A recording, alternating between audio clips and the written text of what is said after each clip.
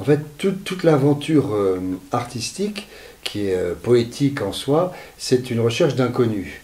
C'est dans la frontière entre ce que l'on sait et que l'on a éventuellement même mécanisé, appris, mémorisé, va naître l'espace d'un inconnu qui fait qu'à chaque moment de la répétition, puisque chaque répétition en soi ne peut être le même du fait que l'œil ou l'oreille qui écoute n'est pas dans la même situation, n'est pas dans le même état, ça pose évidemment le postulat de celui qui reçoit. C'est-à-dire que la question du théâtre, ce n'est pas des gens qui font quelque chose, mais des gens qui symbolisent avec d'autres quelque chose, où la partie est achevée par celui qui est en train de la construire en même temps que le comédien, qui est le serviteur de l'auteur, raconte l'histoire. Donc ça sous-entend toujours la présence de l'autre. Elle est assez fondamentale chez Diderot. Parce que la question de la sensibilité, c'est pas la sensibilité totalement investie par l'acteur qui pourrait être débordé par son sentiment, mais ce qu'il provoque de sensibilité chez celui qui reçoit l'histoire.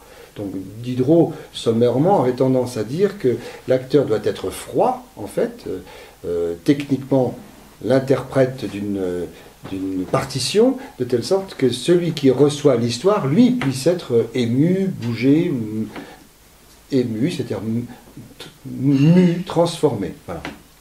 Alors, pour notre glossaire, les mots sont importants. L'interprète, pour moi, c'est celui qui traduit ce qui est écrit en paroles relevées. Voilà. La parole couchée qui est une parole relevée.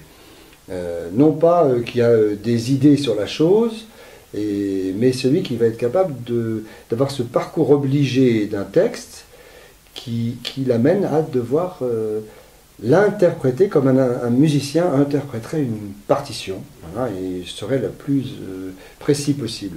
Donc l'automatisation, le fait qu'il faille passer par une grande précision mémorielle, de telle sorte que on dise bien ce qui est écrit très exactement.